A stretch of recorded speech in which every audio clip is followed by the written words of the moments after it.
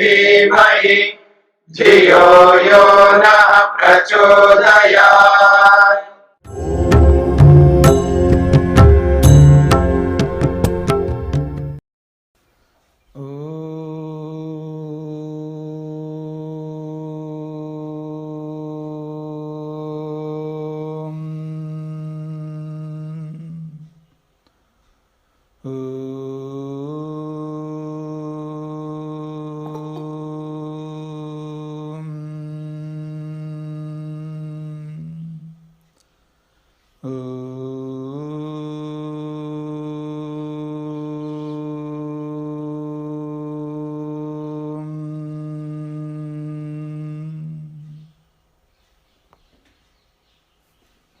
छांदोग्य उपनिषद द्वितीय प्रपाठक में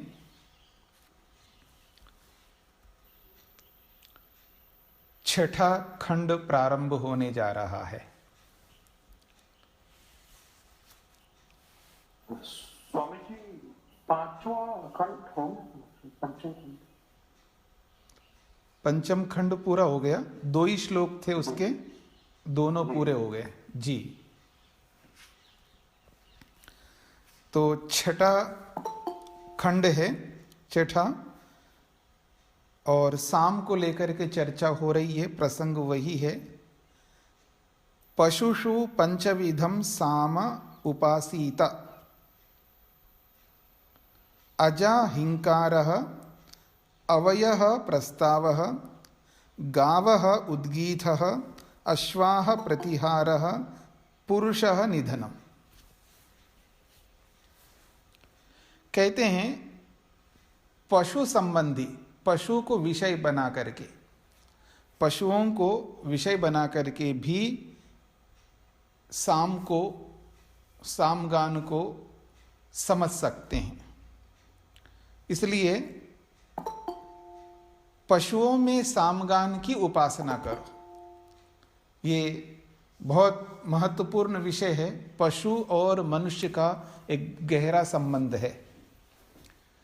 मनुष्य का जीवन पूर्ण तब हो पाता है जब उसके जीवन में पशु हो। इसलिए पशुपालन का बहुत महत्व रहा है। और विशेषकर पशुपालन जो है वैश्य वर्ग करते हैं, क्योंकि खेती करना, व्यापार करना, पशुपालन करना, ये सब वैश्य के कर्मों में आते हैं। अब देखेंगे जो गौशालाएं हैं, जितनी भी गौशालाएं चलती हैं भारतवर्ष में, अधिकांश जो गौशालाएं जो चलाने वाले हैं वो वैश्य वर्ग ही है, याद रखना। अब भारत में जगह जगह पर, चाहे आप राजस्थान में देखिए, हरियाणा में देखिए, आप कहीं भी जगह जगह आप जहाँ पर भी गौशालाएं होती हैं वहाँ कहीं ना कहीं इन्वॉल्व जो होते हैं वो वैश्य वर्ग होते हैं। और पशु के बिना जीवन इसलिए नहीं है क्योंकि पशु से बहुत कुछ हमें प्राप्त होता है। तो कहा जा रहा अजा हिंकारः, मानो ये जो अजा है बकरी, ये हिंकार है। और अवयः प्रस्ताव, ये जो भेड़े हैं, भेड़ जो है ये प्रस्ताव है, मान लीजिएगा। गावः उद्गीतः, गाय जो है यहाँ पर उद्गीत के समान है। अश्वाः प्रतिहार, ये अश्व जो है ये प्रतिहार करने वाले हैं। और इन सब का जो समापन होता है, अंतिम जो स्थिति आती है वो पुरुष है। इसलिए पुरुषः निधनम, पुरुष को यहाँ निधन माना है। आप देखेंगे बकरी बहुत महत्वपूर्ण है। जो पशुपालन में बकरी भी एक अवयव है पशुपालन में। और बकरी का दूध हो, बकरी का मीट हो, बकरी का बहुत कुछ है। और ये जो अस्थमा जो है उसके लिए, या और ये जो क्या कहते हैं उसको, टीबी है, टीबी के लिए, ऐसे बहुत सारे रोगों के लिए बकरी का दूध, बकरी का, आप कुछ नहीं है तो उसकी गंध भी आ जाए ना आपको, बकरी का, आप देखेंगे टीबी वालों को पहले तो, अभी तो टीबी का बहुत अच्छा इलाज हो गया है। पहले लोग जहाँ बकरी पाला जाता है वहाँ जाकर के आदमी रहते थे, जो टीबी रोगी जो हैं उन्हीं के यहाँ रहना, उन्हीं के यहाँ खाना, उन्हीं के यहाँ सोना, बकरियों में रहते थे। कुछ लोगों को बकरियों के बीच में रखते थे। तो बकरियों का बहुत महत्वपूर्ण है। और गांधी जी का तो आपने सुना ही होगा, वो बकरी के प्रिय थे वो। तो कहने का अभिप्राय ये है, जीवन में पशुपालन बहुत महत्व रखता है। और भेड़ तो भेड़ है ही है, तो उनका भी बहुत उपयोग है, उनसे जो भी ऊन प्राप्त होता है वो भी है।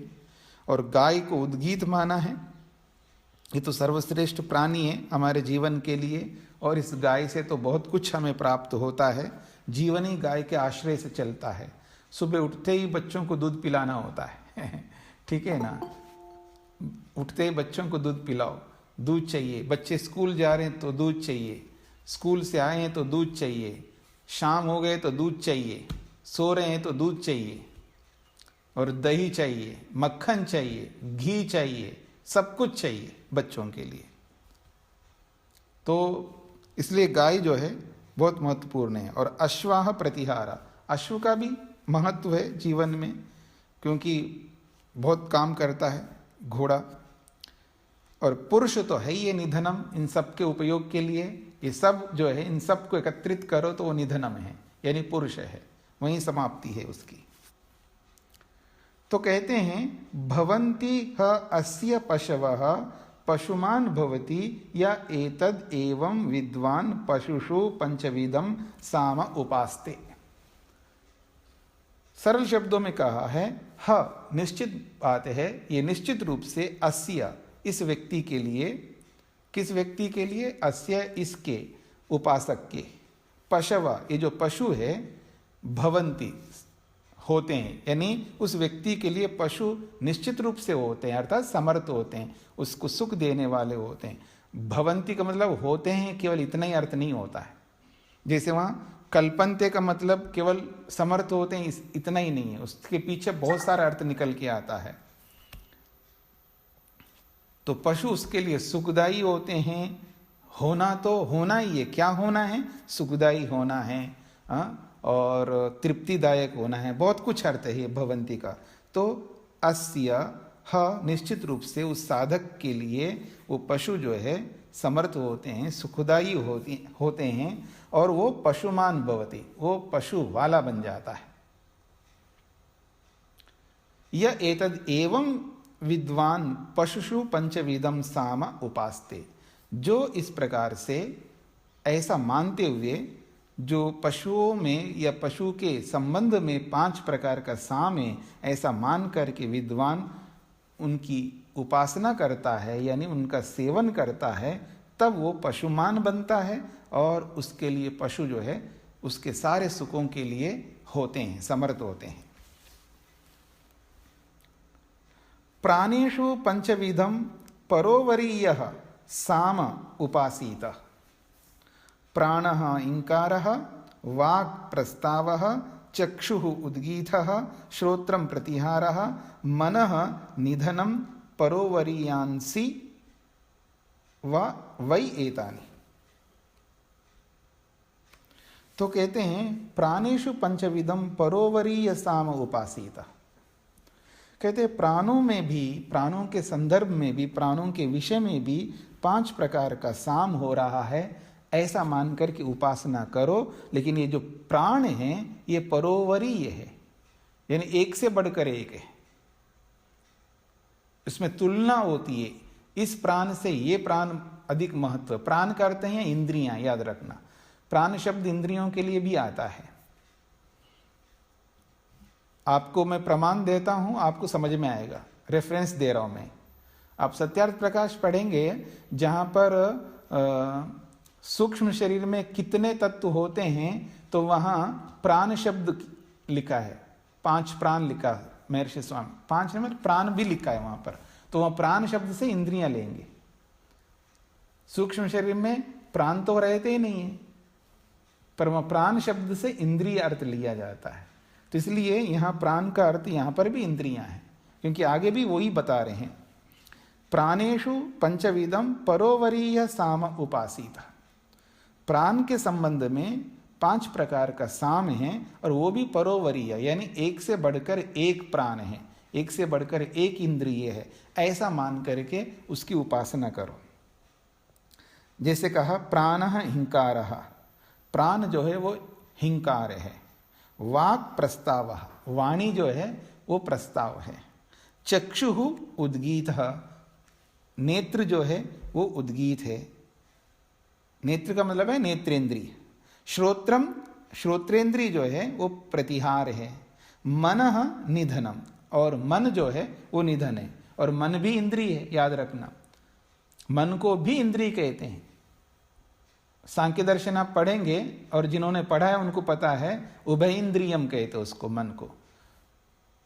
उभय इंद्रियम का मतलब है वो बाह्य इंद्रियां जो है, बाह्य इंद्रियों के साथ भी जुड़ करके काम करता है और अंदर आंतरिक अंतःकरण के साथ जुड़ करके भी काम करता है। तो बाहर का भी काम करता है, अंदर का भी काम करता है मन, इसलिए उसको उभय इंद्रिय कहते। इंद्रिय का मतलब है साधन। मुख्य बात है इंद्रिय शब्द से जो अर्थ लिया जाता है वो साधन है, माध्यम जिसको आप कहते हैं। जैसे नेत्र के माध्यम से रूप को देखना, तो रूप को देखने का माध्यम कौन है? तो नेत्र है। तो ये जो माध्यम होता है उसको इंद्रिय कहते हैं। साधन को इंद्रिय शब्द से बोला जाता है। तो मन भी साधन है, इसलिए उसको भी इंद्रिय कहा है। तो कहा जा रहा है परोवरियांसी वही एतानी, और ये एक दूसरे से बढ़कर है, मतलब इससे बढ़कर ये, इससे बढ़कर ये, इससे बढ़कर ये। तो अंत में सबसे बड़ा इंद्रिय, बड़ी इंद्रिय कौन है? तो मन है, क्योंकि मन का सबसे अधिक महत्व है इन सब में।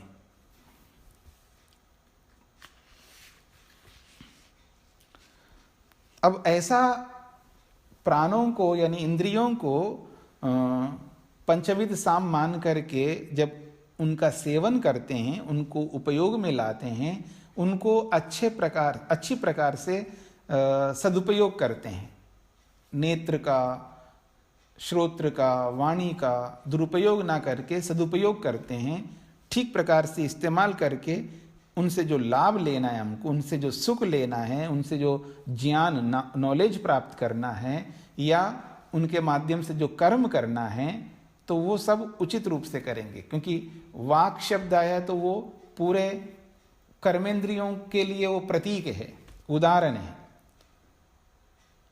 तो ऐसे समझ करके कर्मेंद्रियों और ज्ञानेंद्रियों दोनों को ग्रहण कर सकते हैं। तो ये सब जो है इनका सेवन उचित रूप से जब व्यक्ति करता है, इनको जान करके समझ करके, तो उसका फल बताया जा रहा है। परोवरीयः ह अस्य भवति, परोवरीयसः ह लोकान् जयति, य एतद् एवं विद्वान् प्राणेषु पंचविदं परोवरीयः साम उपास्ते इति तु विधस्य। कहते हैं ह निश्चित रूप से, अस्य इस व्यक्ति के, परोवरीयः भवति, ये जो पंचविध साम जो है वो परोवरीय होता है, अर्थात श्रेष्ठतम होता है। परोवरीय का अर्थ एक श्रेष्ठतम भी है ना, पीछे आपने पढ़ा है। तो परोवरीय का अर्थ है श्रेष्ठतम। तो उसके लिए वो पंचविध साम जो है, इंद्रिय रूपी साम है, प्राण रूपी साम है, वो परोवरीय अस्य भवति, उसके लिए सर्वश्रेष्ठ बन जाता है, यानी सर्वश्रेष्ठ साधन बन जाता है। देखिए साधन तो साधन ही होता है, पर ऐसा साधन होना चाहिए लक्ष्य को प्राप्त कराने वाला साधन। और जो साधन लक्ष्य को प्राप्त कराता है उसी का नाम है सर्वश्रेष्ठ साधन। जैसा कार्य वैसा ही साधन होना चाहिए, कार्य के अनुरूप। न्याय दर्शनकार ने एक बहुत अच्छा प्रसंग चलाया न्याय में, तो संक्षेप से मैं बताना चाह रहा हूं आपको कि अगर कोई फेल होता है, असफल होता है, किसी भी विषय में उत्तीर्ण नहीं हो पाता है, सफल नहीं हो पाता, चाहे व्यापार में, चाहे वो स्कूल कॉलेज में पढ़ने वाले बच्चे जो है, या जो आजकल बहुत सारे कंपटीशन दे देते हैं, उसके तैयारियां करते हैं, अलग अलग परीक्षाएं देते हैं। उनमें कोई आईआईटी के लिए, कोई एम्स के लिए, कोई उसके लिए, कोई इसके लिए बहुत सारी परीक्षाएं देते रहते हैं। तो उनमें सब लोग रैंकर नहीं बनते हैं, सब लोगों को नहीं मिल पाता जो चाहे। तो जो असफल होते हैं, फेल हो जाते हैं, तो आदमी समझता मैंने बहुत मेहनत किया, बहुत पुरुषार्थ किया, मेरी कोई कमी नहीं रही, पता नहीं क्यों ऐसा हो गया, जो भी कारण है। तो असफलता के पीछे क्या क्या कारण होते हैं उसकी चर्चा न्याय दर्शनकार करते हैं। बहुत अच्छा प्रसंग है, इसलिए हर व्यक्ति को न्याय पढ़ना चाहिए। जो असफलता के क्या क्या कारण हो सकते हैं, वो सब कारणों की चर्चा वहां पर की है। यत्ने कृते यदि ना सिद्ध्यति, यत्न करने पर भी यदि वो कार्य की सिद्धि नहीं हो रही है तो वहां देखना पड़ेगा को अत्र दोषः, वहां दोष कहां पर रह गया ये देखना पड़ता है व्यक्ति को। वो दोष दर्शन कराते हैं न्याय दर्शनकार। न्याय दर्शनकार एक बहुत महत्वपूर्ण ऋषि हुए हैं जो मनुष्य को ये एहसास कराता है कि आप कौन हो, एक बात, और सामने वाला कौन है ये भी एहसास कराता है। अर्थात सामने वाला पति है तो उस पति से पत्नी को कैसे डील करना चाहिए, सामने वाली पत्नी है तो उस पत्नी से पति को कैसे डील करनी चाहिए, पिता है, माता है, भाई है, बहन है, पड़ोसी है, गुरु है, विद्यार्थी है, जो कोई भी है, जिस किसी से भी कैसे डील करना चाहिए व्यक्ति को, बहुत अच्छी कला है। हाँ, जैसे आप जैसे आधुनिक लोग इसमें लगे रहते हैं ना डीलिंग करने में, तो सब लोग डील नहीं कर पाते हैं, जिसका विषय होता है वही डील कर पाता है। और सबसे बड़ी बात है, माँ अपने बच्चे से डील नहीं कर पाती है, बच्चे को समझा नहीं पाती है, बच्चे नहीं मानते हैं। ऐसे सब माताओं को ये शिकायत है, हमारे बच्चे नहीं मानते, चाहे छोटे बच्चे हो या बड़े बच्चे हो, नहीं मानते। पत्नी कहती रहती है, पति नहीं मानता है, और पति कहता रहता है, पत्नी नहीं मानती है। सब एक दूसरे से ये शिकायत करते रहते हैं। इन सब के पीछे एक बहुत बड़ा कारण है, हमें डील करना नहीं आता है। जिनके संग रहते हैं, जिनके साथ जीते हैं, रात दिन जिनके पास रहते हैं, अब उनसे ही डील नहीं कर सकते हम लोग, उनको ही संतुष्ट नहीं कर सकते हैं, उनको समझा नहीं सकते हैं, उनको अपने फेवर में नहीं ले सकते हैं। इसका मतलब कितनी बड़ी कमी है हमारे में। और इसके पीछे कारण क्या पता है? विद्या का ना होना, और कुछ नहीं है। नॉलेज का ना होना, यही कारण है। इसलिए मैं बार बार आपके सामने बोलता हूं, किसी को लग सकता है ये उसी बात को कितने बार बोलता रहता है व्यक्ति, ऐसा आपको लग सकता है, क्योंकि बहुत ज्ञान चाहिए, इतना ज्ञान चाहिए, इतना ज्ञान चाहिए, इतनी जानकारी चाहिए। मुक्ति ऐसे नहीं मिलने वाली, याद रखना। मुक्ति के लिए बहुत ज्ञान चाहिए, इसलिए पढ़ते रहो, पढ़ते रहो, पढ़ते रहो। और एक कथा आती है, आप आगे शायद कभी आएगा तो बताऊंगा। एक ऋषि को पढ़ते पढ़ते 100 साल बीत गए, 100 साल वेद पढ़ते गए, और पढ़ने के बाद 100 साल के बाद में उनके गुरुजी बुला करके पूछते हैं, तो तुम तो इतने 100 साल लगाए वेद पढ़ते पढ़ते, अब तुम्हें और क्या इच्छा है? कोई व्रत चाहिए तो मांग लो। तो गुरुजी मेरे को और 100 साल दे देना। तो करोगे क्या? मैं और वेद पढ़ूंगा। फिर वो और 100 साल वेद पढ़ लिया उन्होंने, 200 साल पूरे हो गए। फिर गुरुजी ने वर दिया है, फिर मांगा है तो 100 साल और दे दिया, तो फिर और वेद पढ़ा है। ऐसे करते करते 400 साल जिए भारद्वाज ऋषि, ऐसा इतिहास बताता है, यानी शास्त्र बताते, शास्त्र में लिखा हुआ है ऐसा। तब जाकर के उन्होंने इतना पढ़ करके इतना खोज किया होगा, वेदों में प्रवेश किया होगा, जो भी कुछ किया होगा, उन्होंने एक शास्त्र लिखा है। हजारों साल पहले की बात है ये, बृहद विमान शास्त्र उसका नाम है। कैसे कैसे विमान बनाने चाहिए। और उस विमान के अंदर क्या सॉफ्टवेयर्स लगते हैं, आज की लैंग्वेज में बोलूं, क्या क्या सॉफ्टवेयर चाहिए और क्या क्या कैसे हार्डवेयर कैसा होना चाहिए, सब कुछ वो करके उन्होंने लेआउट करके सब कुछ करके उन्होंने सब कुछ बना के दे दिया। देखिएगा। और विमान कैसे बनता है, कैसे बनाना चाहिए, उस कैसे किस तरह होता है, आज से 200 साल पहले, 200 या 250 साल कह सकते हैं पहले महर्षि स्वामी दयानंद ने लिख दिया है। कितने साल हो गए जी महर्षि स्वामी दयानंद को? 200 साल हो गए? ज्यादा हो गया। राइट ब्रदर्स कब हुए हैं? वो बहुत बाद के हुए हैं। हाँ 1903 के। हाँ 1903 के है ना। हाँ, और स्वामी दयानंद तो 1800 में हुए हैं। हाँ अपना स्वामी दयानंद सरस्वती तो 1800 के हैं और ये 1900 के। प्रकाश निकाला जी। तो उन्होंने अपने ग्रंथों में विमान कैसे बनता है ये लिखा है स्वामी दयानंद सरस्वती जी ने। कहने का अभिप्राय ये है, विद्या प्राप्ति जो है मनुष्य का एक बहुत बड़ा कर्म होना चाहिए, विद्या को प्राप्त करने का प्रयास। अभी क्या करें जी, बस एक क्लास तो पढ़ लेते हैं, बहुत हो गए, इसी से हम थक जाते हैं। अरे आप घरों में बैठे हैं तो पढ़ते रहो ना, कई क्लास पढ़ लो, सीखते रहो, ये मौका दोबारा नहीं मिलेगा। लगे रहो इसमें। कुछ है आप में से सुबह से रात तक लगे रहते हैं, कभी इसकी क्लास में बैठ रहे हैं, कभी उसकी क्लास में बैठ रहे हैं, कभी उसकी, पता नहीं किस किस के क्लासों में बैठ रहे हैं और पढ़ते जा रहे, पढ़ते रहे। हमने कहा कि कमाल कर दिया आप लोगों ने, अच्छी बात है। तो कुछ लोग हैं जो लगे हुए हैं इसमें और कुछ लोग हैं कम लगे हुए हैं। मेरे कहने का अभिप्राय यह है कि विद्या जितनी अधिक आ जाए उतनी कम है, क्योंकि समुद्र के सामने एक बूंद के समान हम लोग होते हैं। समुद्र तो बहुत बड़ा है और उस समुद्र में से एक बूंद पानी को ले लो, उंगली डाल के पानी में, समुद्र में उंगली ऊपर करो तो उंगली से एक बूंद जैसे नीचे गिरता है ना, इतना ही हमारे पास में, उतना भी नहीं है। इसलिए कितना पढ़ना पड़ता है तो आप समझ सकते हैं। तो यहां कहने का अभिप्राय यह है कि ये जो बोला जा रहा है यहां पर,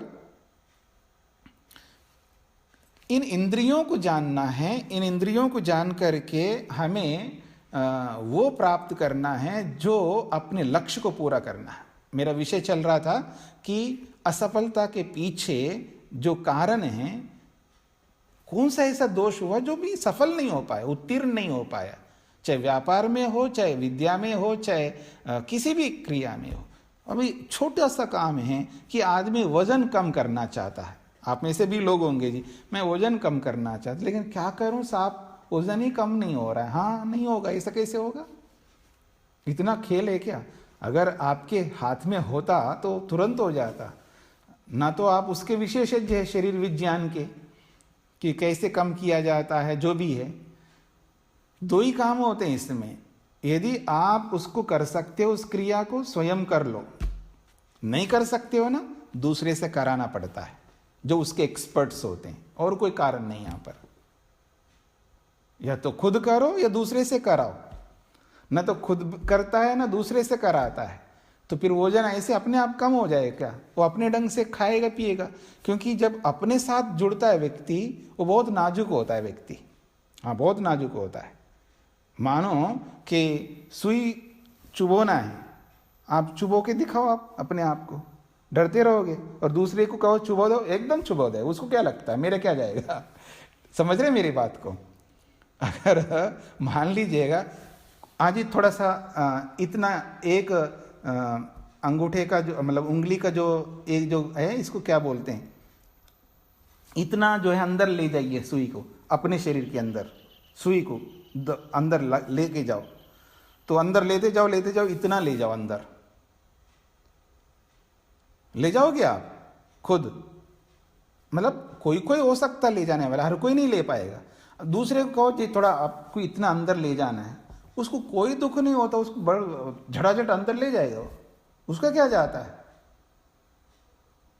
कहने का अभिप्राय है व्यक्ति अपने शरीर के साथ बहुत नाजुक रहता है, इसलिए वो कर नहीं पाता है, और दूसरे को सौंप दो अपने आप करेगा। आजकल पैकेज सिस्टम है, पैसा ऐसा दो और होगा। आज के आप मंत्र के अर्थ को आप सुन लेना। आज एक मंत्र की व्याख्या की है मैंने धन के संदर्भ में, रई के संदर्भ में। रही में ये निवास करते हैं ये सब चीजें। विद्वान भी रही के अंदर निवास करता है, शूर लोग भी निवास करते हैं, और वीर लोग भी उसी में निवास करते हैं। सब कुछ उसी रही के अंदर निवास करते हैं। रही है जिसके पास सब कुछ काम हो सकते हैं, और नहीं है तो कुछ नहीं हो सकता। पर होने का मतलब नहीं, उसका यूज करना पड़ेगा उसको केवल देख देख करके खुश होता रहेगा तो उस रही का कोई अर्थ नहीं होगा। तो कहने का अभिप्राय है खुद करो या दूसरों से कराओ, जो भी करना है। तो असफलता के पीछे बहुत सारे कारण होते हैं। अगर उन कारणों पर हमारी दृष्टि जाती है और दृष्टि ले जा करके उन कारणों को समझ करके फिर उसको हटाता है व्यक्ति, तब सफलता मिलती है। तो अगर वो सारे कारणों को लगा दिया उसने, फिर असफल होता हो दिखा देना। ऋषि चैलेंज करते हैं, ये मेरे कारण जो है मैंने जो बताया है इनको लागू करो, फिर आपको असफलता कैसे मिलती मैं देखता हूं। ये हो ही नहीं सकता कि कारण आपके पास है और आपने लगाया है और असफलता मिले, ये हो नहीं सकता। तो बहुत अच्छी बात है न्याय दर्शनकार के। तो इसलिए यहां पर कहा है कि बुद्धिमान विद्वान को इन इंद्रियों की उपासना करनी चाहिए, यानी इनका सेवन करना चाहिए, इनको समझना चाहिए, ताकि इन इंद्रियों का उपयोग करते हुए लक्ष्य को प्राप्त कर सके। तो ये प्रसंग पूरा कर दिए उन्होंने पंचविध साम का, 5 प्रकार के साम का। अब इसी साम को और आगे बढ़ा रहे हैं सप्तविध साम का, उसमें 2 और ऐड कर दिया, जोड़ दिया है। अतः सप्तविधस्य, अब 7 प्रकार के साम को लेकर के बताया जा रहा है। वाची सप्तविधम साम उपासीत, यत्किंच वाचः हुम इति स हिंकारः, यत् प्र इति स प्रस्तावः, यद आ इति स आदिः। बड़ी अच्छी बात कही है। कहते हैं अथ सप्तविधस्य, 7 प्रकार के विषय में, यानी सप्तविध साम के विषय में चर्चा करने जा रहे हैं। सृष्टि है तो के विषय में ऐसा अर्थ लिख सकते हैं कि सप्तविधस्य 7 प्रकार के साम के संदर्भ में चर्चा हो रही है। वाची सप्तविधम साम उपासीता, वाणी के संदर्भ में 7 प्रकार का साम होता है ऐसा मान करके या 7 प्रकार के साम की उपासना करनी चाहिए या उसका सेवन करना चाहिए। यत्किंच वाचः हुम इति स हिंकारः, जो कुछ भी वाणी का, जब वाणी का प्रयोग करते हैं, चाहे वो वेद वाणी का प्रयोग करते हैं या अपनी जो वाक वाणी का प्रयोग करते हैं, उसमें हुम जो भी ऐसा हुम निकालते हैं किसी भी प्रसंग में, तो स हिंकार, वो हिंकार है। यत् प्र इति स प्रस्तावः, यानी हुम का मतलब ऐसे कोई बोलने वाला हुम नहीं बोलता है, लेकिन कहीं ना कहीं हुम आता है वाणी के अंदर, वेद में कहीं ना कहीं आप उस शब्द आएगा तो समझ लेना उसको हिंकार है, यानी हिम समझ लेना। यत् प्र इति स प्रस्ताव, जहां कहीं भी वेद में प्र आ जाएगा तो समझ लेना उसको प्रस्ताव है वो। अथवा हमारी वाणी में जहां कहीं भी प्र शब्द आएगा बोलने में या लिखने में, तो समझ लेना वो प्रस्ताव है। यद आ इति स आदि, और जहां कहीं पर भी अकार आ जाता है उसको आदि मान लेना। आदि का मतलब सबसे पहले, प्रथम स्थान जिसका है, क्योंकि वर्णों में सबसे पहला अक्षर अकार है, इसलिए आदि शब्द से अकार को लिया है। अथवा सबसे पहले ओंकार आता है, ओम आता है, तो आदि का अर्थ ओम भी हो सकता है और आदि का अर्थ अकार भी हो सकता है। फिर आगे बढ़ाया जा रहा है, यत् उद इति स उद्गीतः, यत् प्रति इति स प्रतिहारः, यत् उप इति स उपद्रवः, यत् नि इति तत् निधनम। तो कह रहे हैं यद उद इति, जहां कहीं भी उद आता है, उद्वयम तमसस्परिस्व पश्यंत उत्तरम, ऐसे कई स्थानों पर उद उद बहुत आएगा, आप वेदों में देखेंगे। तो जहां उद आएगा तो समझ लेना स उद्गीत, वो उद्गीत है। यद प्रति इति स प्रतिहार, जहां कहीं पर प्रति शब्द आएगा, बहुत स्थानों पर आता है प्रति शब्द, तो समझ लेना उसको प्रतिहार समझ लेना। यद उप इति स उपद्रव, जहां उप आएगा तो समझ लेना उसको उपद्रव समझ लेना। यत नी इति, जहां पर भी नी आएगा तो समझ लेना वो निधन है। तो यहां उपद्रव का मतलब वैसा उपद्रव नहीं जो लोक में उपद्रव शब्द का प्रयोग होता है, हाँ बिल्कुल उल्टा अर्थ हो जाएगा।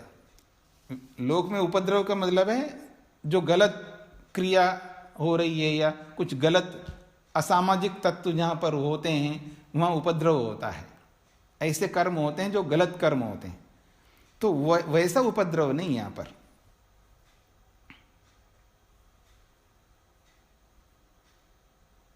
तो ये अक्षरों को लेकर के, वाची यानी वाणी को लेकर के, वाणी में प्रयुक्त होने वाले अक्षरों को लेकर के, वेद में प्रयुक्त होने वाले अक्षरों को लेकर के, तीसरी बात सामगान में प्रयुक्त होने वाले अक्षरों को लेकर के ये बात कही है। तीन बातें कही मैंने, सामगान में प्रयुक्त होने वाले अक्षरों को लेकर के, वेद में आने वाले अक्षरों को लेकर के, और वाणी में जो हम बोलते हैं उस समय जो भी ये अक्षर आते हैं उन अक्षरों को बोल करके इनमें साम को देखना, उद्गीत को देखना, परमात्मा को देखना, ये बात कही जा रही है। अब परमात्मा को कैसे देखा जाएगा जी? मान लीजिए आकार से परमात्मा को कैसे देखेंगे? बिल्कुल देखेंगे, क्योंकि परमात्मा प्रथम स्थान पर रहते हैं। और याद रखना परमात्मा के एक नाम अ भी है,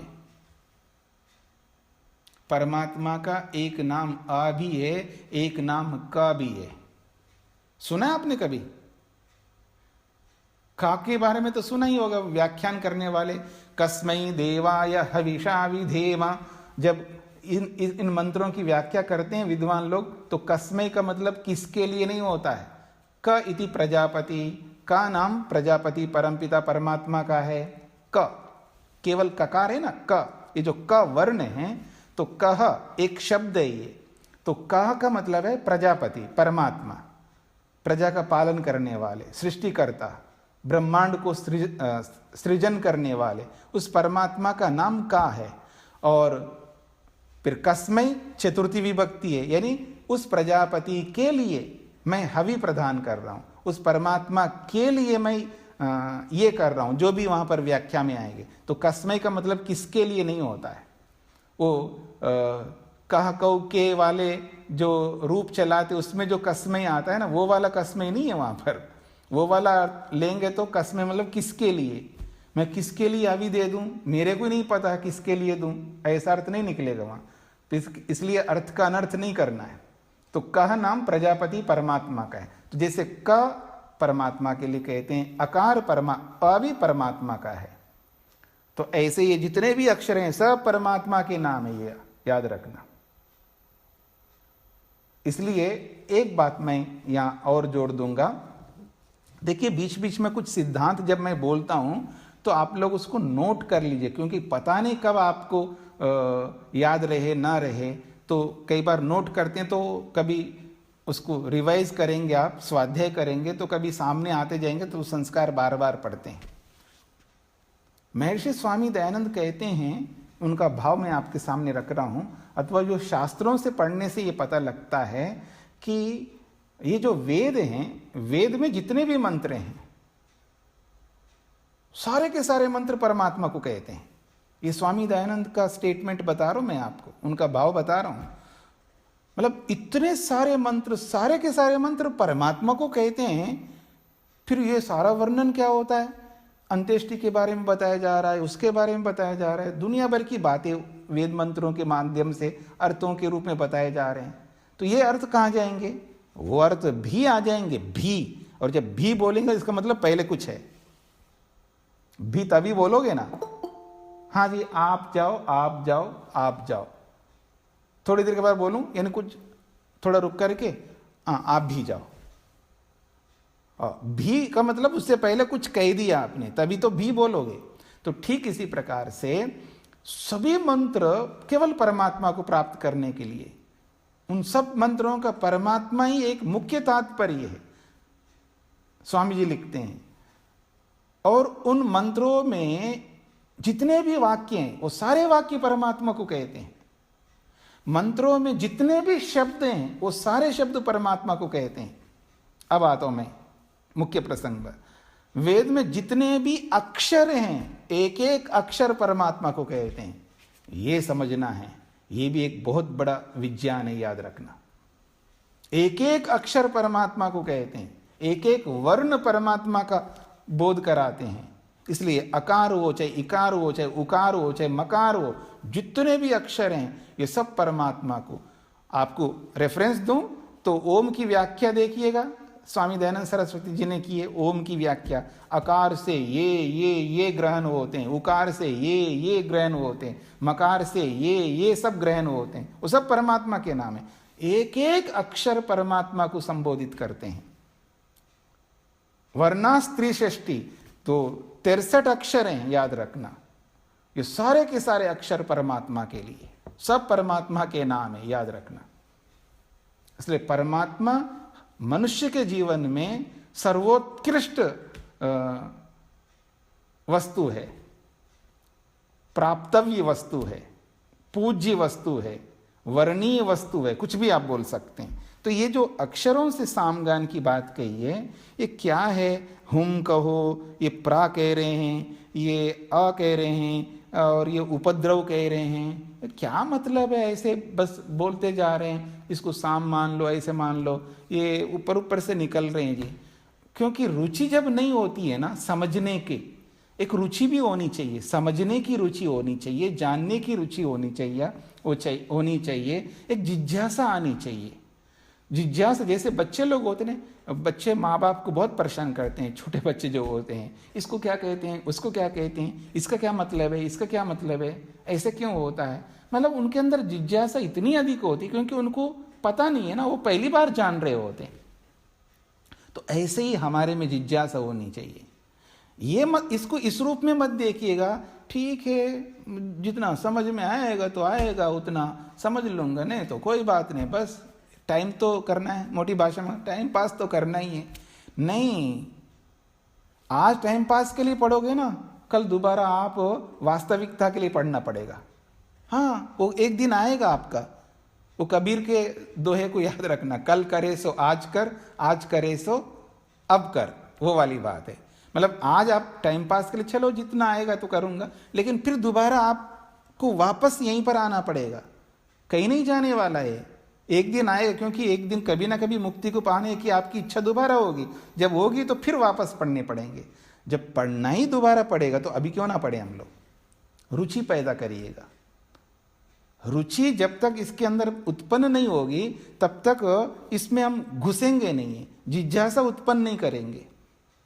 वो जिज्ञासा उत्पन्न हो, रुचि उत्पन्न हो, इसके प्रति आकर्षण उत्पन्न हो, और विद्या को पाने की इच्छा, ललक हमारे अंदर हो, विद्यावान बनने की इच्छा हो, तो क्योंकि वही विद्या हमको कर्म में परिवर्तित करने वाली है, वही विद्या भक्ति में परिवर्तित करने वाली, क्योंकि विद्या का यही काम होता है।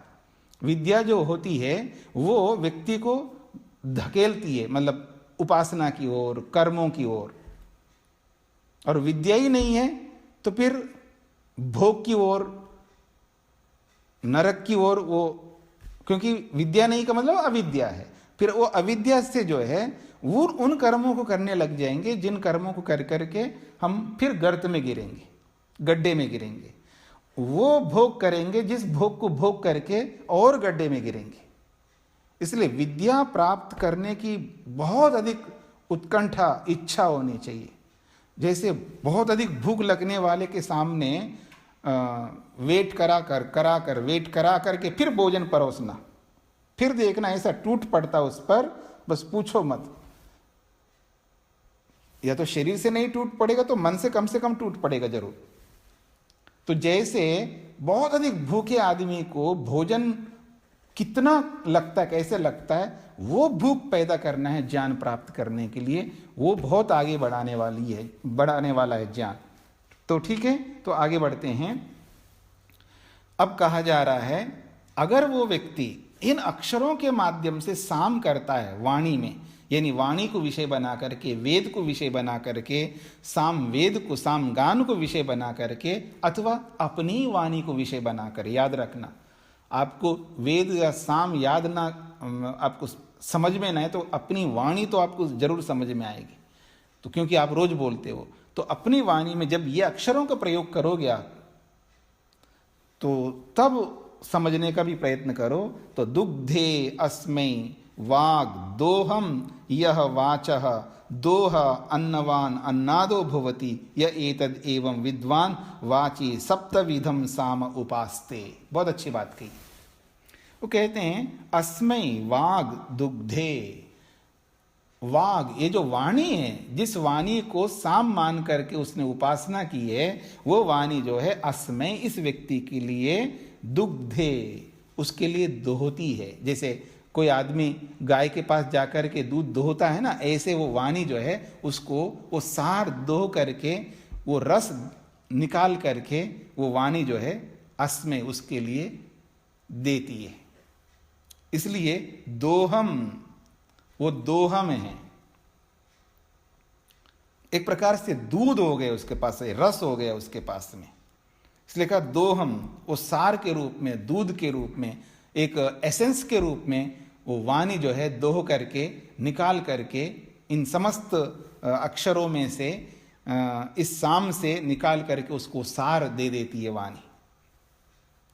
इसलिए कहा यह जो कोई भी व्यक्ति वाचः दोह, वाणी के इस दोह को, इस सार को जान लेता है, यह जो कोई भी व्यक्ति वाचः, षष्ठी विभक्ति में वाचः, वाणी के दोहा, इस सार को, इस दूध को समझ लेता है, जान लेता है, ये एसेंस जो मैंने प्राप्त किया है, ये जो सार प्राप्त किया है, ऐसा वो जब समझ लेता है तो अन्नवान अन्नादो भवति, वो अन्न वाला भी बनता है और अन्न को देने वाला भी बनता है। ये अन्न जो है केवल वो खाने वाला ही अन्न होता हुआ ऐसा नहीं है, ये अन्न जो है ज्ञान रूपी अन्न है, याद रखना।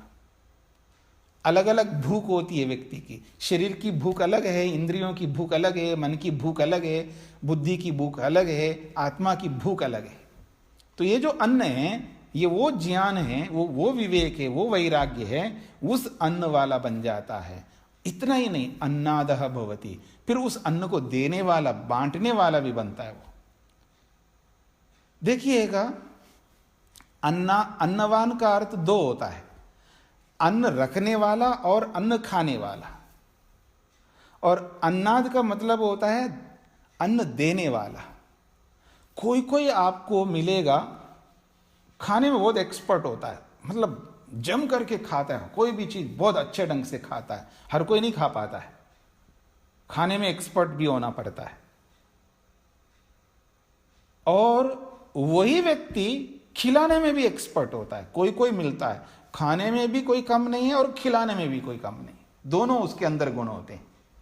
और कोई कोई खिलाने में विश्वास रखता है, वो खाता नहीं है पर खिलाता खूब है।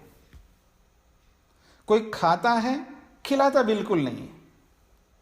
जो भी खिलाएगा ना सबसे खाएगा, लेकिन खुद कभी नहीं खिलाता। और कुछ लोग लिख करके रखते हैं, देखो ये वहां भी आया, वहां भी खा के गया, ये वहां भी गया, वहां भी खा के गया, ठीक है ना।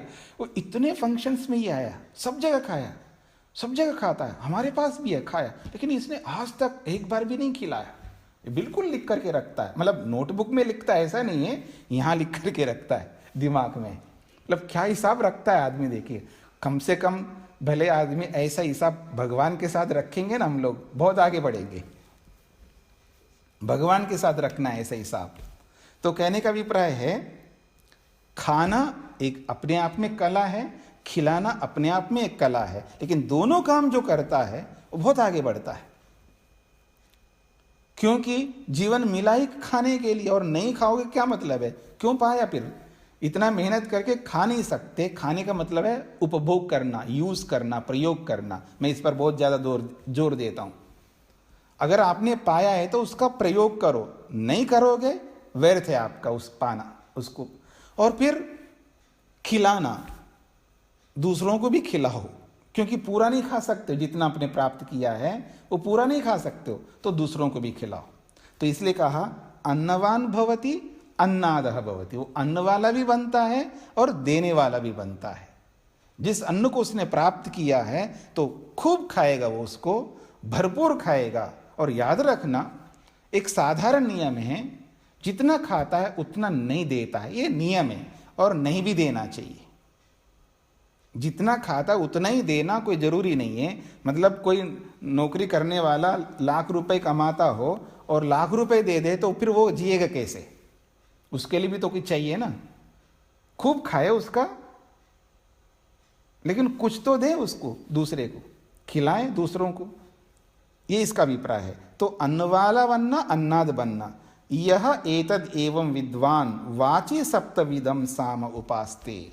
तो ऐसा जो कोई भी व्यक्ति इस विद्या को इस रूप में जान करके वाणी से संबंधित इस सप्तविध 7 प्रकार के साम को वो अपने जीवन में उतारता है, तब वो व्यक्ति इन स्थितियों को प्राप्त होता है। ये फल उसको प्राप्त होता है, अन्न वाला बनना और अन्न का देना, ये 2 उपलब्धियां उसको प्राप्त होती है, इसका अभिप्राय है। तो आगे बढ़ते हैं। अथ खलु अमम आदित्यम सप्तविधम साम उपासीत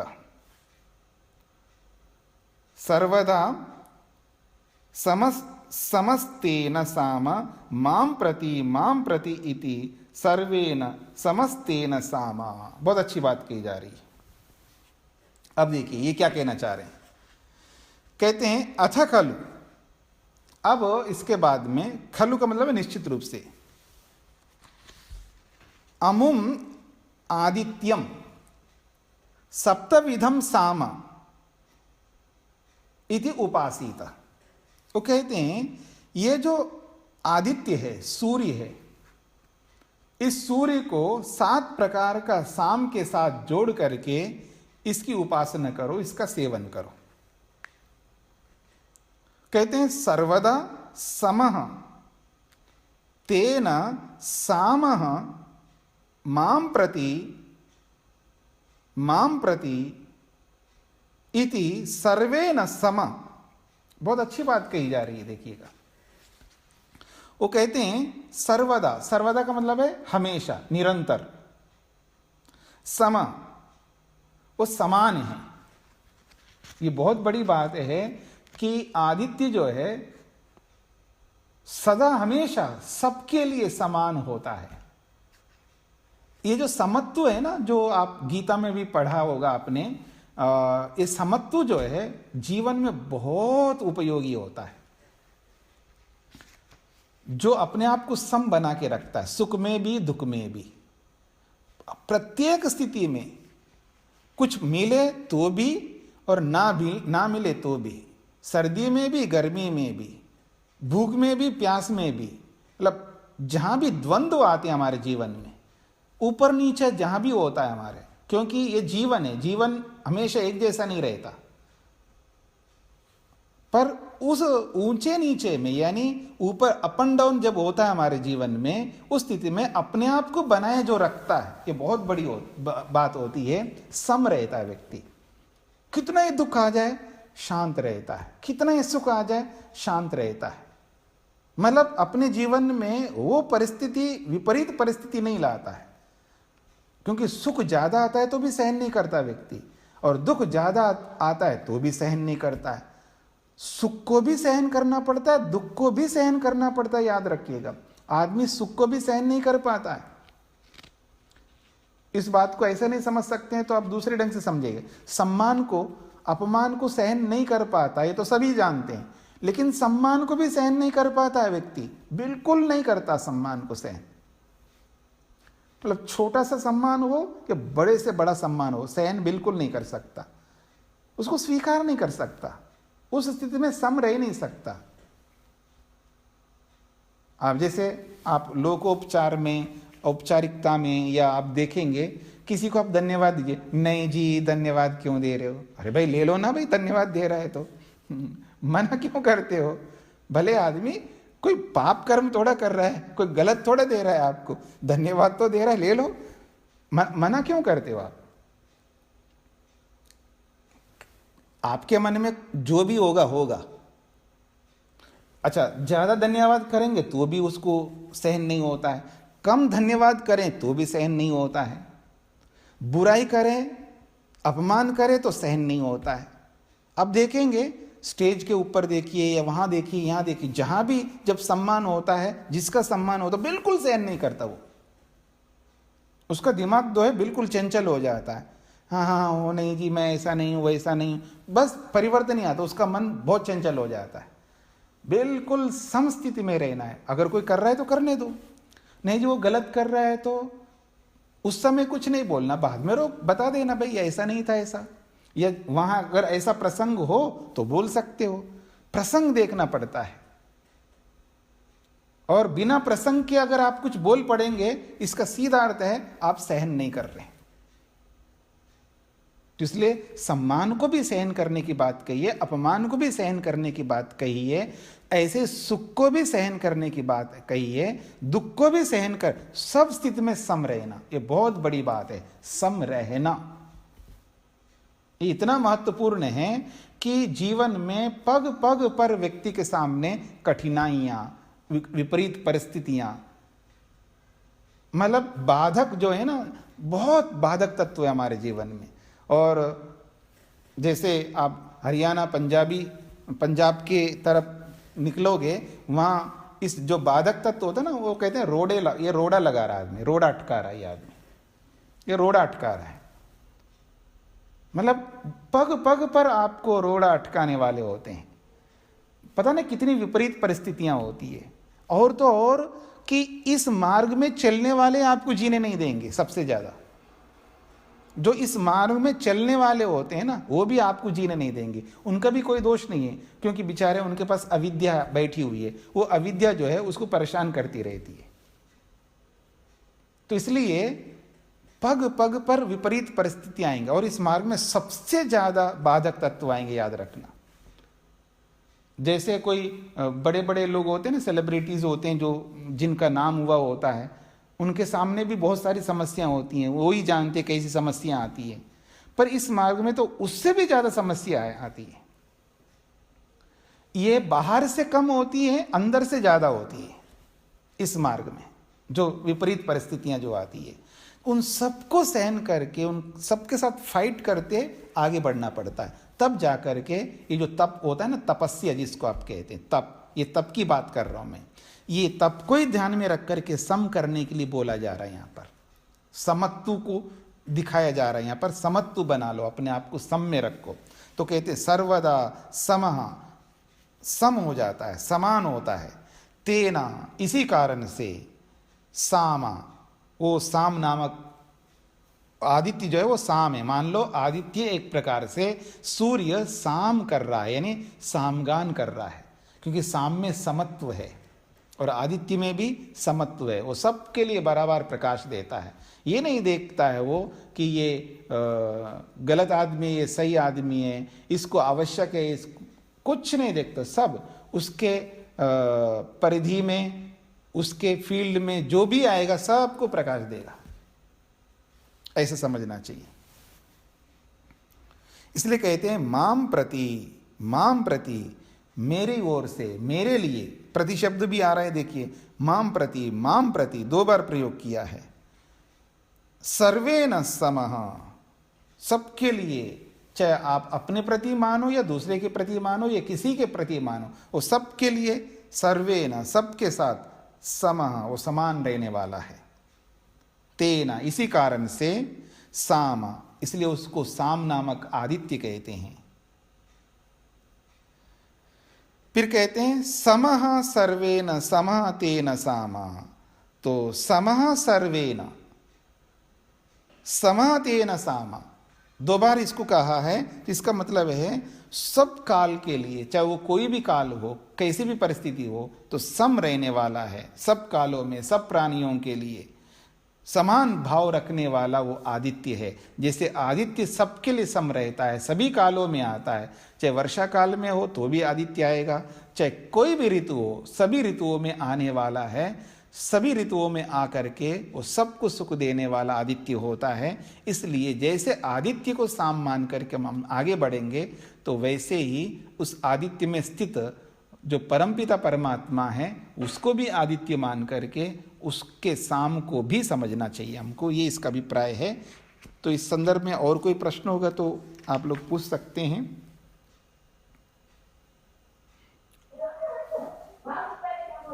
हाँ स्वामी जी जी स्वामी जी प्रश्न है कि जैसे कि हमने भी पिछले खंड में पढ़ा है कि जो कुछ भी जैसे प्रा शब्द है और अ शब्द है, तो इससे क्या अभिप्राय है हमें कि जब भी ये शब्द हम बोलेंगे मतलब इसका जो वेद के उससे लिया गया है कि जैसे वेद में जो ये शब्द आएंगे तो वो प्रभु की उपासना है, मतलब ये थोड़ा सा समझ में। जी जी जी तो ये जो प्रतीक समझते हैं ना, सिंबल्स के रूप में, चिन्ह के रूप में, तो इनको चिन्ह आकार जो है परमात्मा का सिंबल है, परमात्मा का चिन्ह है, परमात्मा को समझने का एक माध्यम है। जी तो ऐसे इन सब अक्षरों को एक सिंबल्स के रूप में, एक चिन्ह के रूप में, अगर आप प्रतीक के रूप में मान करके उस प्रतीक से उस परमात्मा तक पहुंचना है हमको, ऐसा मान करके चलिए तो आपको आसानी से समझ में आ जाएगा। मतलब कि जो ये शब्द, ये जो व्यवहारिक जीवन है उसमें भी वही अर्थ होगा उनका, जैसे नहीं, व्यवहार में तो जिसके लिए प्रयुक्त होगा वो होगा, पर उस व्यवहार में जैसे मान लीजिए किसी के साथ में अभी आता हूं मैं, हाँ आज आता हूं मैं, आज ही मैंने किया है, आ जाना, जब आ का प्रयोग कर रहे हैं ना हम सबके साथ व्यवहार में भी, तो जिन जिन के लिए हम बोल रहे हैं वो अर्थ तो वहां आएंगे ही आएंगे, लेकिन उन सब अर्थों को कहते हुए वहां पर उस आकार में परमात्मा छुपा हुआ है, अर्थात वहां पर परमात्मा है, परमात्मा की उपस्थिति है। इसको योग में ईश्वर प्रणिधान कहते हैं, यानी वहां पर ईश्वर है। मैं जहां भी वाणी का प्रयोग कर रहा हूं, जिन अक्षरों का प्रयोग कर रहा हूं, उन अक्षरों में भी परमात्मा है। तो अपशब्द कैसे निकाल सकता हूं मैं, अपनों के लिए हो चाहे परायों के लिए हो। ये अपशब्द जब निकालता है ना, गलत वाक्य जो शब्द, गलत वाणी निकालता है, ये तभी निकालता है जब उसको भय नहीं है, डर नहीं है, दंड इससे भी इसके कारण से भी मेरे को बहुत असहनीय दंड मिलेगा, उसको ये बोध नहीं हो रहा होता है। जब वाणी का दुरुपयोग करता है ना व्यक्ति, उसका बहुत बड़ा दंड है, आपको दोबारा वाणी ऐसी नहीं मिलेगी, गूंगा बनना पड़ेगा आपको।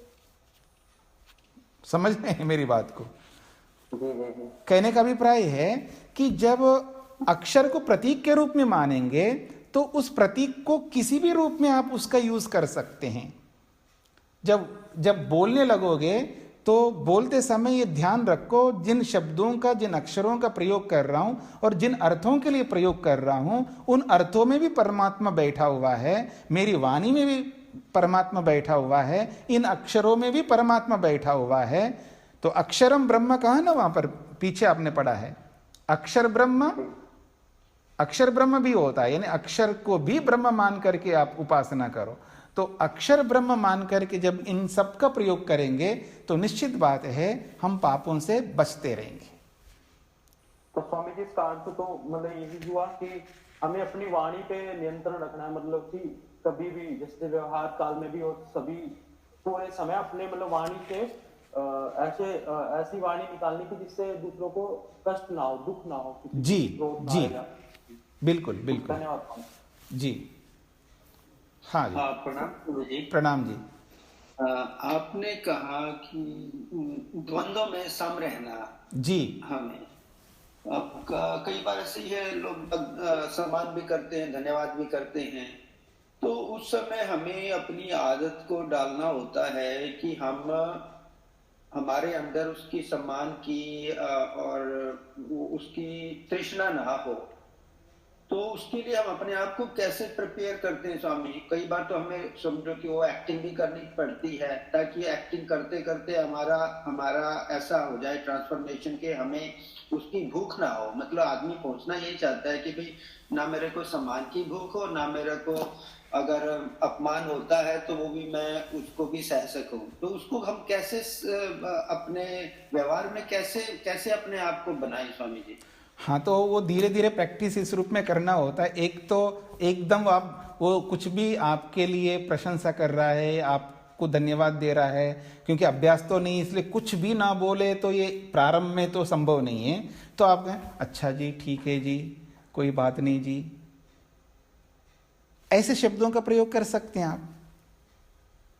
अच्छा जी, ठीक है जी, अर्थात स्वीकार के। जैसे अंग्रेजी में बोलते हैं ना, वेलकम करते हैं तो स्वागत करते हैं ना, थैंक्स देते हैं तो वेलकम करते हो आप, स्वागत है बोलते हो आप, आपका स्वागत है, स्वीकार करते हो ना। अंग्रेजी में जब स्वीकार कर सकते हो तो हिंदी में स्वीकार करने में क्या दिक्कत है?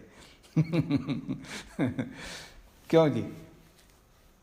जब स्वीकार के बाद में जी मतलब वो क्या ठीक है क्या गलत है, हम अपने आप को कैसे मतलब उस सिचुएशन, क्योंकि ये तो अभ्यास से ही होता है ना। हाँ जी, बिल्कुल। अपने मन में कि हम उस तरह करने की भी हमारे अंदर ये चाह ना, ये ना अंदर से हमें तंग ना करे। मैं सम्मान तो चाहता हूँ पर दिखाना नहीं चाहता। जी जी, अपमानित तो हो गया हूँ, बस उसको मैं कह रहा हूँ मतलब।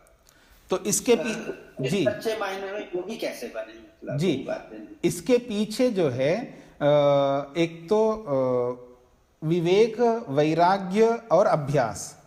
मतलब ये जो सम्मान को सहन करना चाहिए, उससे फूल के कुप्पा नहीं होना चाहिए, ये विवेक रखते हुए, इस विवेक को रखते हुए जब सम्मान हो रहा होता है उस वक्त उस विषय से संबंधित विवेक हम नहीं रख पाते, इसलिए वहां पर हम सहन नहीं कर पाते। मेरी बात को पकड़ने का सभी लोग प्रयास करें। जब आपका सम्मान हो रहा है या किसी का भी सम्मान हो रहा है, तो जिसका सम्मान हो रहा है उस सम्मान होते वक्त, उस सम्मान को सुनते समय हम उस सम्मान को सहन करना चाहिए, इस विवेक को भुला के रखते हैं। वो विवेक नहीं रहता है, इसलिए हम सहन नहीं कर पाते। तो उस समय वो विवेक को लाना है अभ्यास से। हमें पता है कि सामने वाला कुछ बोलेगा मेरे लिए, पता रहता है ना, कुछ ना कुछ पता लगता है हमको, हिंट्स मिलते रहते हैं। तो जैसे वो पता लग जाए तो अंदर प्रिपेयर होते रहना चाहिए। हाँ, अब ये कुछ बोलने वाला है, अब मेरे को अलर्ट रहना है, अब मैं अपने विवेक को रखूंगा और अपने अभ्यास को यहाँ इस्तेमाल करूंगा। ये प्रिपरेशन कर रहा होता है व्यक्ति, क्योंकि खाली तो नहीं रहता आदमी, कुछ ना कुछ करता रहता है। तो इधर उधर की चिंताओं को करने की बजाय या डरने की बजाय और उन स्थितियों को रखने के बजाय ईश्वर प्रणिधान में लग जाओ, यानी ईश्वर प्रणिधान से युक्त हो जाओ। ईश्वर, आप मुझे देख रहे हो, सुन रहे हो, जान रहे हो, आपकी उपस्थिति में मैं उपस्थित हूँ। हे ईश्वर, आप मुझे देख सुन जान रहे हो, आपकी उपस्थिति में मैं उपस्थित हूँ। अब ये व्यक्ति मेरे सामने आ रहे हैं, चाहे पिता है या माता है या भाई है या बहन है या पत्नी है या पति है या गुरु है या विद्यार्थी है या पड़ोसी है या संबंधी है या गेस्ट हैं, जो कोई भी है, ये जो आ रहे हैं मेरे सामने, ईश्वर आपकी उपस्थिति में मैं उपस्थित हूँ, आपके समक्ष में ही अब मैं व्यवहार करने जा रहा हूँ। अब ये कुछ कहेंगे या कुछ बोलेंगे तो मैं अपनी स्थिति को बनाए रखना, मैं अपने विवेक को नहीं खोऊं और अपने अभ्यास को यहाँ प्रयोग करूं। ये सब मन में प्रिपरेशन चलता रहना चाहिए व्यक्ति का। तो धीरे धीरे धीरे धीरे ये प्रिपरेशन होता हुआ भी आप सहन नहीं कर पाएंगे, क्योंकि अभ्यास बहुत पहले का बना हुआ है, गलत अभ्यास, तो उसको रोकना है। अगर फिर भी अगर आपको गलत ढंग से उसको ना सहन करने की स्थिति आ रही है तो उसको उसी वक्त रोकते रहना। कुछ हो गया तो भी रोक लो, यानी मान लो 5 मिनट तक वो सम्मान करता रहा और 4 मिनट तक उसको आप सहन नहीं कर पा रहे हैं और 1 मिनट बचा है, क्या अब इस 1 मिनट में क्या पुरुषार्थ करूं, ऐसा मत लाना। उस 1 मिनट का ही पुरुषार्थ कर लेना, वहीं पर रोक लेना, कोई बात नहीं। तो ऐसे करते करते करते विवेक और अभ्यास से ही हम उसको रोक सकते हैं। ठीक है जी? जी। तो और किसी कोई प्रश्न तो नहीं है? जी स्वामी जी नमस्ते जी। नमस्ते। स्वामी जी, जो अभी इनसे पहले जो बात हो रही थी ये ए और ऐसे है जो अक्षर, जी। मुझे जो, हाँ जी, मुझे स्वामी जी जो समझ आया, ये छांदोग्य उपनिषद में जो भी टॉपिक है उसका मतलब ये है कि जितनी भी हमारे सामने घटनाएं घट रही हैं, जो हम देख रहे हैं घटनाओं को, गतियों को, जो भी हो रहा है, सुरक्षा का होना, तो ये सारी इन चीजों को हम ईश्वर भक्ति के साथ जोड़ते जाएं जी अपने जीवन में। जी। मतलब हर घटना के साथ हम ये देखें कि मतलब ये जो घटना हो रही है, जो सूर्य का उदय होना है, तो मुझे भी अपने आप को उदय करना है, अपने विचारों को उठाना है और ईश्वर के साथ जुड़ना है। मतलब मुझे ये समझ आया स्वामी जी, क्या ये ठीक है? ठीक है जी।